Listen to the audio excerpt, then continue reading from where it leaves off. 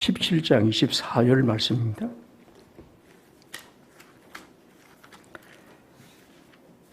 잠언 17장 24절 한 절입니다.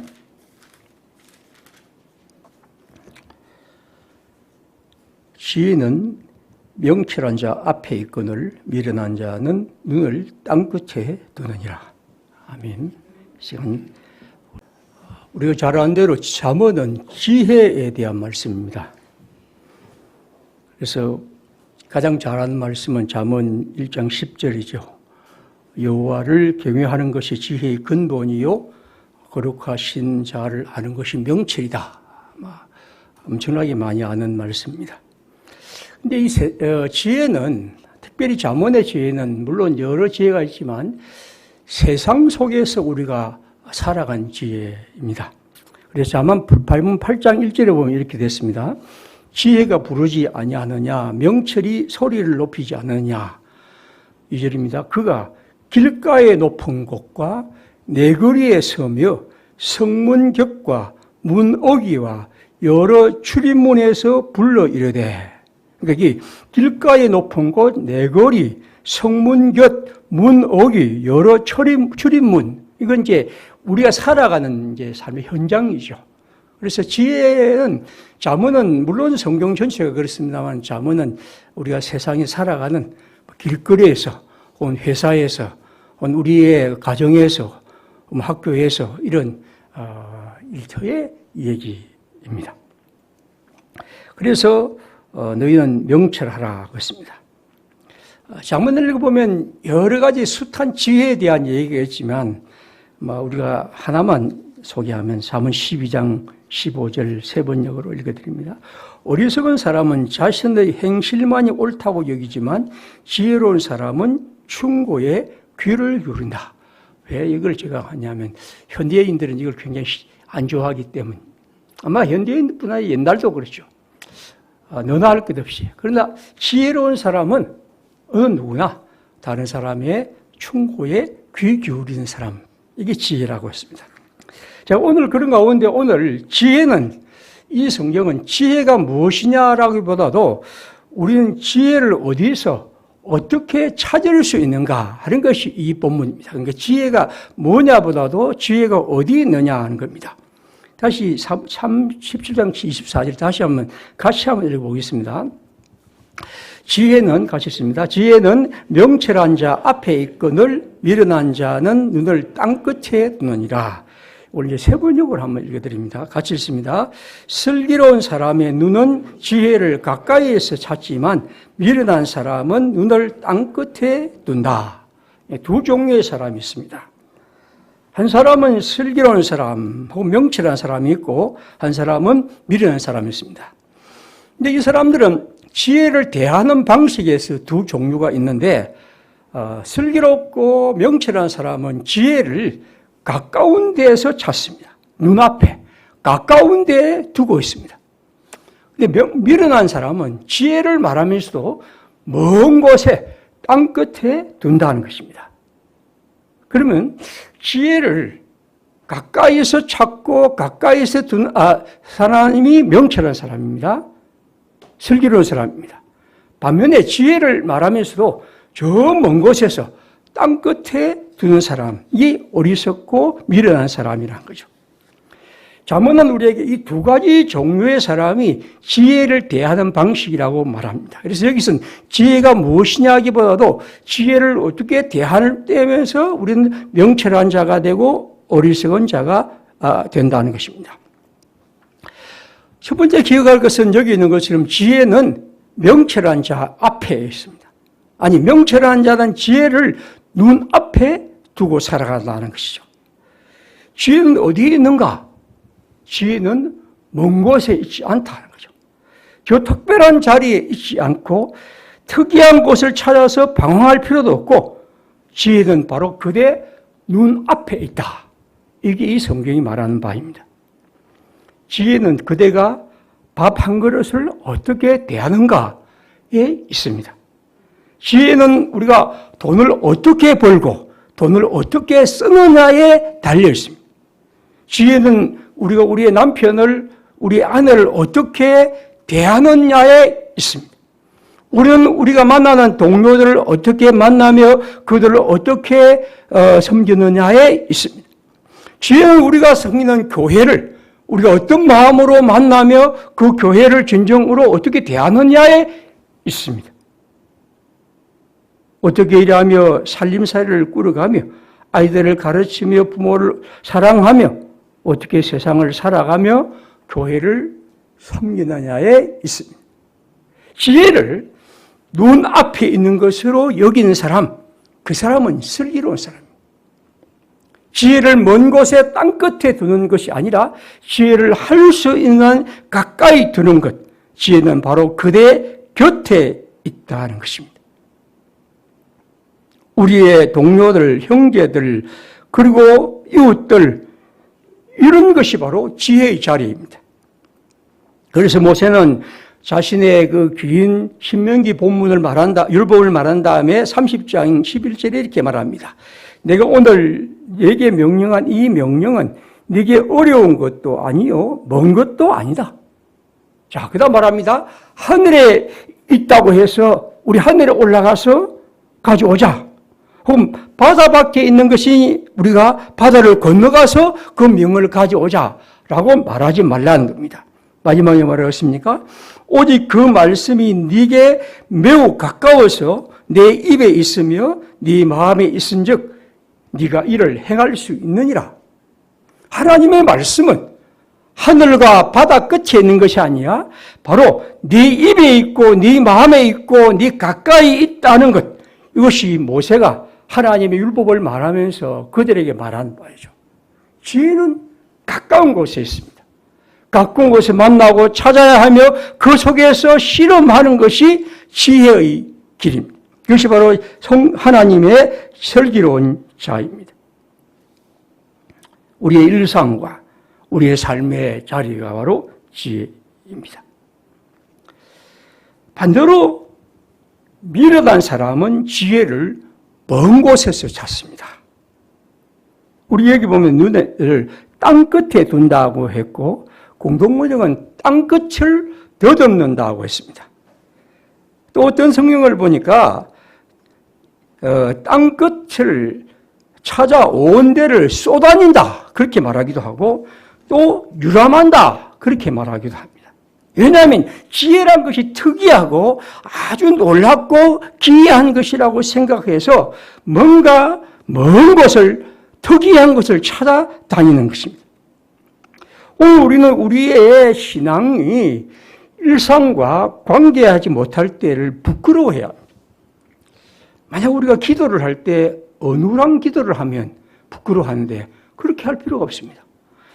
어눌한 기도는 부끄러워하고 성경 지식이 조금 모자라는 건 신경 쓰면서도 그 일을, 그 기도와 그 지식을 내 삶에 가까이와 연결하는 문제에 대해서 무관심한다면 그건 지혜가 아니죠. 지혜를 어떤 방식으로든지 내 가까이 내 삶의 자리에서 찾으려는 노력, 내 사업과 내 일터와 내 이웃 관계 속에서 뿌리내리는 이 일, 우리의 지혜를 남의 교회에 특별한 어떤 교회가 아니고 바로 내 교회, 우리의 교회 얘기로 연결하려는 노력들, 이것이 바로 지혜의 자리입니다. 이 땅에는 지혜를 먼 곳에서 찾는 이들이 참 많습니다. 그런 얘기를 많이 하죠.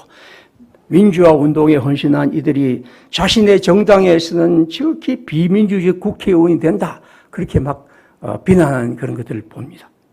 그토록 신앙이 좋다고 칭찬한 아이들이 집에서나 가정에서 생활이 참 게으르고 시간을 아무렇게나 늘 스마트폰만 본다.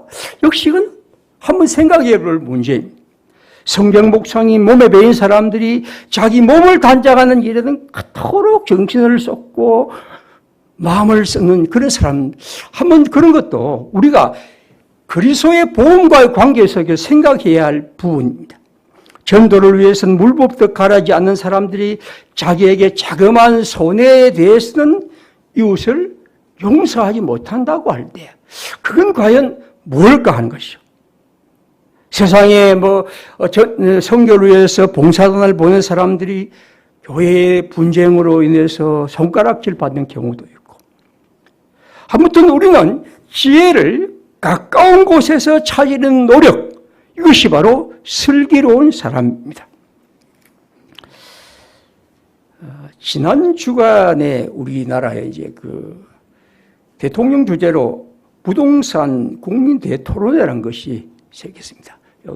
그림이 안 보이고 아주 저는 별로 관심이 없어서 하나도 안 봤습니다. 안 봤는데 어쨌든 신문 기사는 봤습니다. 부동산 대토론회. 대통령이 나서서 할 정도로 굉장히 우리 사회에 큰 문제라는 겁니다. 저는 뭐 전문가가 아니지만 전문가일 필요도 없습니다. 왜냐하면 우리는 너무너무 시달렸기 때문에, 부동산 때문에 날마다 있기 때문에, 있는 사람이 없는 사람이든. 이 논쟁을 수십 년간 보한 사람으로서 사람들은 여러 가지 방법을 냅니다. 뭐 공급 확대니, 뭐 세제 개편이니, 뭐 대출 규제니, 뭐 재개발이니 이런 얘기를 하는데, 저는 이 논쟁을 보면서 오래전부터 생각한 겁니다. 왜 우리는 이 문제를 가까운 곳에서 찾지 않고 먼 곳을 떠돌아다니는가? 부동산 문제, 한국 부동산 문제의 가장 큰 문제는 결국에서 가장 간단한 것은 보유세 강화입니다. 저는 다른 것 없다고. 가장 중요한 건 보유세. 다시 말하면 큰 집을 가진 사람들은 공평하게 많은 세금을 내는 겁니다. 저는 뭐 100억 가진 뭐 강남에 있는 사람은 괜찮다고 봅니다. 단지 세금을 많이 내라는 것. 그런데 왜 깎아주고 또 깎아주고 또 이런저런 세제 혜택을 주냐는 겁니다. 그 신문기사의 제목이 뭐냐면 똘똘한 집 한 채가 뭔데길래. 그래서 그 사람들이 대통령이 나서서 한 소리가 똘똘한 집 한 채의 값이 얼마냐? 20억인가 30억인가 50억인가? 여기 있는 집 중에 여러분 중에 아무도 20억 30억 아니 뭐 우리 집은 10억 뭐 5억도 안 되는데 뭐 대부분 사람들인데 이게 뭐야? 하는 생각이 들 정도 남의 얘기를 그게 큰 토론회에서 하고 있다는 거죠. 20억 30억 가지라는 거예요. 보유세를 강화한 방법은 그렇게 하면 간단한 겁니다. 제가 생각할 때는 제가 전문가는 아니지만 전문가일 필요도 없습니다. 수십 년 동안 봐온 사람으로서 그냥 집 좋은 사람은 가지세요. 그러나 세금 많이 내세요. 그리고 어떤 사람은 말합니다. 나는 평생 집 한 채밖에 없는데 나이가 들어서 은퇴했다고. 그래 70처럼 저처럼 넘은 사람 한 50억 30억 가졌으면 왜 그걸 갖고 있습니까? 그냥 팔아. 그냥 겨울서 30억짜리 집 팔고 20억짜리 얼마나 좋습니까? 그걸 노후 즐기고 10억을 갖고 저 서울에 또 다른 데 살면 될 텐데 그 간단한 일을 안 해. 여러분 그거 전혀 어려운 일 아닙니다. 이 세상에 어려운 일이 얼마나 많습니까? 젊은 사람들이 집이 없어서 결혼도 못하고 지금 형편없이 그냥 분노에 삭히고 있는데 그 나이 많은 사람들의 그 하나까지 다 들으게 합니까? 그 나이 많은 사람들에게 말합니다. 당신들 내 간단한 법 알려줄게요. 너무 쉬운 길이에요. 그냥 집 하세요. 20억 가지고 즐겁게 사세요. 그리고 그러면 반드시 집값 내립니다. 우리가 왜 우리는 이렇게 먼 곳을 헤매고 있냐? 왜 집값에 문제가 됩니까? 부산 사람들은 생각합니다. 우리는 집값에 아무 관심이 없는데, 그렇죠? 저도 마찬가지로 우리 대부분의 부산 사람들은 집값이 오르든 말든 관심이 없습니다. 이건 서울의 강남과 수도권의 사람들일 뿐입니다. 이 문제의 방법은 간단합니다. 가까운 곳에 있습니다. 지방분권입니다. 더 실제적으로. 그래서 사람들이 그 험악한 서울과 부산을 꾸역꾸역 아이들도 빚내서 집 사고 그 다음에 집 팔고 그 다음에 엄마 아빠는 집에서 힘들게 살고 이렇게 할 이유가 없는 거예요. 그냥 이 땅에 살아갈수록 그냥 두면 될 텐데 그냥 지방 분권하면요 서울의 집값이 그렇게 오를 리가 전혀 없습니다. 다시 말하면 우리는 왜 이렇게 지혜는 가까운 곳에 있는데 먼 곳에 찾으려 하는가 합니다. 맹자는 이런 얘기를 했습니다. 돈은 가까운 곳에 있는데 먼 곳에서 찾고 이런 쉬운 곳에 있는데 어려운 곳에 찾는다. 사람마다 저마다 사람들이 저마다 그 어버이를 어버이로 섬기고 어른을 어른으로 대하면 천하가 태평해질 것이다. 왜 우리는 먼 곳에서 그렇게 헤매고 있냐? 언젠가 소개한 안중근 선생의 일기에는 이런 글이 있습니다. 1905년 12월 나는 그때 술을 끊기로 결심했는데 그 기간은 대한이 독립한 날까지로 정했다. 멋진 글 아닙니까? 그렇죠.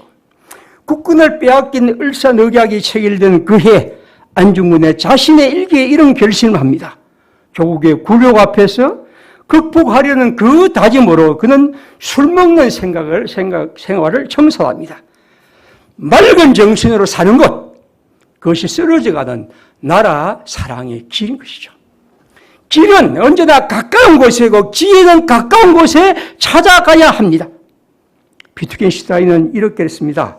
깊이 들어가기 위해서는 우리는 멀리 여행할 필요가 없다. 너무 해외여행 정하지 마십시오. 당신은 당신의 뒷뜰에서 그것을 그렇게 할 수 있다. 우리는 우리의 견문을 충분히 넓힐 수 있습니다. 더 깊이 관찰하고 더 깊이 사랑하고 더 깊이 다가가고 더 깊이 마음을 쏟으면 우리는 훨씬 더 깊어질 수 있습니다. 제가 지금 소개하는 이 책은 13살 여공의 삶이란 책입니다. 한 여성 노동자의 자기 역사서인데 이 사람은 저하고 나이가 비슷한 1950년대생입니다. 이분은 이제 그 여공으로서 이제 52년생이니까 그 이제와 비슷한 나이의 사람인데 그 글에 보면 뭐 육성예비를 못 내서 그렇게 막 쫓겨나고 국민학교를 졸업 못하고 그렇게 해서 이제 서울로 올라가서 공장생활을 하는 사람입니다. 제가 이런 걸 읽어보면 야 저는 그에 비하면 아무것도 아니었구나. 학교도 다 나오고 그런 생각을 가지게 되죠. 그러면서 이분이 이제 국민학교를 포기할 수밖에 없고 이제 서울에 와서 공장에 다니면서 중등 무료 소급이라는 유의문을 자기가 유의문을 받게 되니까 그때 야학이라는 것을 한창 하게 할 때였습니다. 보니까 수업이 8시부터 저녁 10시까지였는데 자기들이 퇴근하고 가서 이제 했던 겁니다. 어떨 때는 자기가 이제 공장에 너무 오랫동안 일을 해서 10시 가까이 가서 10분이라도 수업하고 왔다. 그런 일을 쫙 쓰면서 이 사람이 이제 이런 글을 씁니다. 자기가 수업한 얘기 가운데 그때 지금도 잊을 수 없는 국어 담당했던 이정호 선생님의 수업 시간입니다. 어느 날 그 선생님이 자 지금 신문이 모두 한자가 되어 있대. 지금 우리가 한글로 되어 있지만 한겨레 신문 때문에 그렇지만 옛날에 한자가 확 섞여 있습니다. 한자를 그러니까 대부분 사람들이 신문을 읽을 수가 없었습니다. 그래서 이제 한글로 된 신문이 없어서 선생님이 이제 가르쳐 줬습니다. 한번 우리가 잘 아는 그런 1, 2, 3, 4, 5, 6, 7, 8, 9, 10, 100, 1000만, 100만 이래 막 선생님이 막 한자로 글을 싹 쓰더라. 자기는 다 글을 보고 이제 익히기 시작하면서 이 글을 막 외우고 익혔답니다. 그러면서 이제 어느 날 선생님이 자기에게 숙제를 내주셨습니다. 숙제는 뭐냐면 다음 주까지 은행에 가서 통장을 만들어 오라는 겁니다. 자, 그래서 이제 우리가 돈이 없으니까 공장의 노동자들이 여러분 1원도 10원도 다 받아주니까 무조건 가시오. 그렇게 얘기합니다. 그래서 이제 이분이 이제 그 숙제를 내준 것을 하고 이 아이가 은행에서 이제 돈을 찾고 싶어서 한자를 배워서 갔답니다. 자기 집에는 이제 자기가 돼지 저금통이 늘 있었는데 그걸 다 가지고 평화시장에서 그까지 이제 다 갔는데 난생 처음으로 통장을 만들었습니다. 통장이 얼마냐면 그다음 보십시오. 125원입니다. 이분이 제일 처음 글에 그랬습니다. 125원을 자기가 다 글을 써서 냈답니다. 마치 그 사람이 그렸습니다. 입금 금액란에 한자를 쓰는 것이 아니라 그림을 그리듯 연필로 그려가며 겨우 썼다. 난생 처음 저금한 돈을 지금도 잃을 수 없는 125원이었다. 그는 그 그렇습니다. 사건을 통해서 그는 가난한 집의 딸로 태어나 어쩔 수 없이 누군가 시킨 대로 일을 했고 생각했던 것이 껍질이 벗겨지는 것을 느꼈다는 거죠. 그리고 상처가 지워지고 작은 것에서 시작하고 그리고 새로운 세상을 만나갔다는 것이죠. 그 통장은 나에게 세상 어떤 보석보다 값진 보물이었다. 그렇게 그렇습니다. 그는 이정호 선생님을 잊을 수 없다고 말합니다. 저는 이 성경을 읽으면서 이정호 선생님은 참 명철한 분이었다. 왜냐하면 지혜를 가까운 곳에서 찾는 분이었다. 그렇게 생각합니다. 여러분, 지혜라는 것은 먼 곳에 있지 않습니다. 우리는 그리스도인들은 지혜를 가까운 곳에 찾는 명철함이 필요합니다. 가까운 곳, 내 일상, 내가 만나는 일들, 내 문제들 속에서 그것을 좀 더 우리의 삶을 넓혀보려는 노력들, 이것이 바로 우리의 지혜입니다. 오늘은 언제나 또 파스칼을 한번 얘기하죠. 그러기 한 인간의 덕의 능력은 그의 노력에 의해서가 아니라 그의 일상의 삶에서 측정돼야 한다. 우리의 덕의 능력이란 것은 일상의 삶에 의해서 측정돼야 합니다. 일상의 삶, 자기의 삶, 자신의 교회의 과제에서 지혜를 찾아야 합니다. 왜 우리는 지혜를 멀리 찾는가? 추상적이 되어버렸는가? 남의 얘기가 나의 얘기, 남의 교회 얘기가 나의 교회 얘기, 이 세상의 그 어떤 것보다서 먼저 우리 자신의 얘기에서 시작하고 그 하나하나에 풀어가는 것들, 내가 평화교회의 목사로서, 장로로서, 집사로서, 권사로서 나는 하나님의 나라를 위해서 지금 뭘 할 것인가, 어떻게 할 것인가를 생각하는 능력. 그래서는 우리 교회 성도들 가운데 제가 지금 은퇴를 했지만 수요일 예배에 참석하면 굉장히 귀하게 여깁니다. 만약 그분들이 안 왔다면 지금은 그래도 좀 오는데 옛날에는 더 적게 왔는데 그분들이 안 왔다면 내가 수요일 예배에 설교를 준비를 잘 할 수 있었을까? 저는 그분들을 생각하면 많은 사람 모일 때보다 훨씬 더 열심히 준비를 합니다. 너무 고맙거든요. 왜냐하면 그분들이 교회를 사랑하는 방법을 하는 지혜를 가진 사람입니다. 수요일 오기 얼마나 힘듭니까? 시간 내고 와서 앉아서 기도하고 노래하고 참여하는 가운데서 서로 힘을 둬요. 그래서 목사가 힘없는 목사에게 그래, 교회는 그렇게 섬기는 것이라는 것을 말없이 보여주는 거죠. 이게 지혜입니다.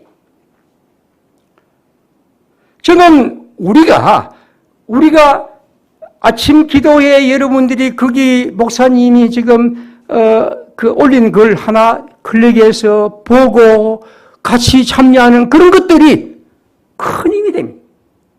왜 지혜를 멀리 찾으랍니까? 지혜는 그렇게 가까운 곳에 찾아가고 그 속에서 우리는 하나하나 하나님의 나라를 뭉쳐가는 것이죠.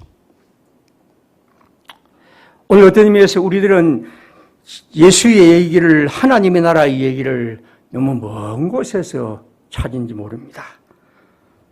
먹는 일, 마시는 일, 공부하는 것, 일하는 것, 쉬고 하는 그런 일 속에서 우리는 찾아야 합니다.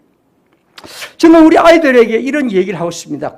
저보고 나이 많은 영감님이라고 할아버지라고 할지 모르지만 그래도 저는 우리 아이들이 시간을 하나님의 지혜를 가진 사람이라면 스마트폰 혹은 오락 이거 조금 덜하고 머리 싸매고 한번 공부도 좀 열심히 했으면 좋겠어요. 그렇죠? 난 바랍니다. 공부 잘하기를 바라지 않지만 그래도 하나님이 주시는 이 시간에 지혜는 내 눈앞에 있다 한다면 이게 내 과제라 한다면 한번 참여해 보는 것 참 좋을 것 같아요. 제가 좀 노인이 됐기 때문에 우리 어른들에게도 이런 얘기하고 있습니다.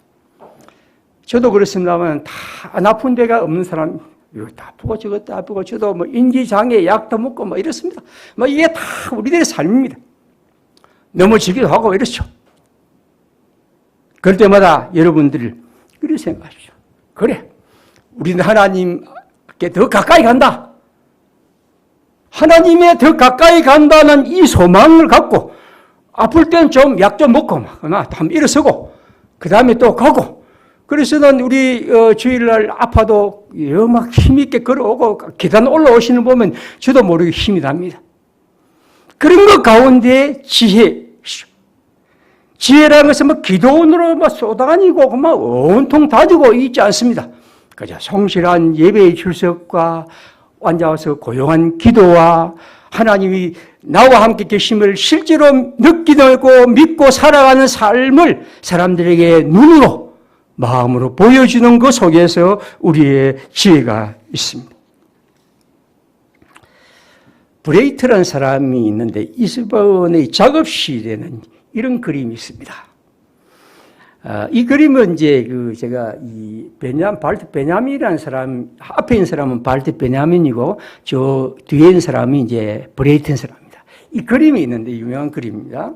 이 베냐민이라는 사람이 이제 이런 글을 썼습니다. 자기가 이 브레이트라는 시인과 극작가의 집에 가니까 자기가 장기를 두고 있는데 그게 있다는 겁니다. 그럼 여러분이 이제 우리가 그림을 잘 안 보이는데 그는 이렇게 말하죠. 저 위에 대들보에는 이런 글이 곁에 있다면 글이 적혀 있는데 진리는 구체적이다는 글이 있고, 그 밑에 저렇게 대들보에는 진리는 구체적이라는 글이 있고, 그 밑에 보면 그림 보면 나는 그것을 이해해야 해라는 당나귀 그림이 있다는 겁니다. 자, 그 그림을 다시 보시면 저 대들보는 잘 보이지 않는데 대들보가 있고 그 밑에 제가 네모로 친 것이 그런 겁니다.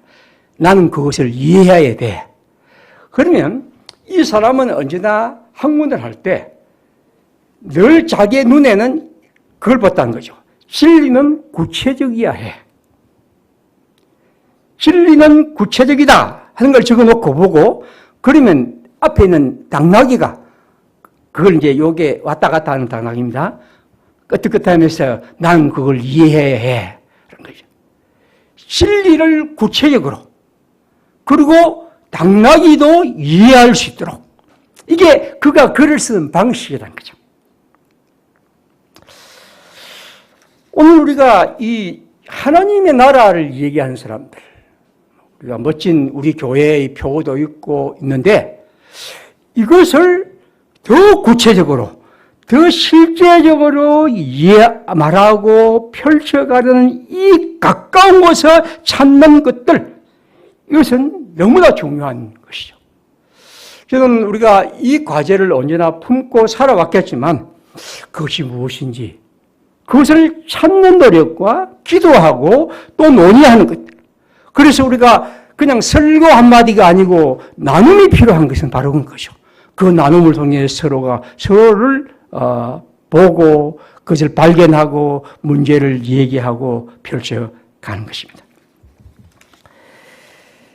마지막으로 제가 지난 한 주간 이제 읽은 책, 그리고 이제 이건 오래전에 두 번 읽은 책인데 비트겐슈타인이라는 사람이 낸 전쟁일기란 책입니다. 전쟁일기.